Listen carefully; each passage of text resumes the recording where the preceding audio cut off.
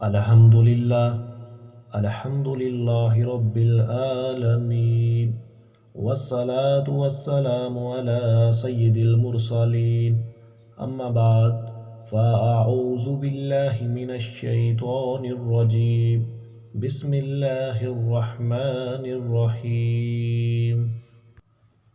معزز ناظرین، السلام علیکم ورحمۃ اللہ وبرکاتہ۔ رسول اللہ صلی اللہ علیہ وآلہ وسلم نے ارشاد فرمایا، قیامت کے دن روزہ اور قرآن مجید بندے کی شفاعت کریں گے۔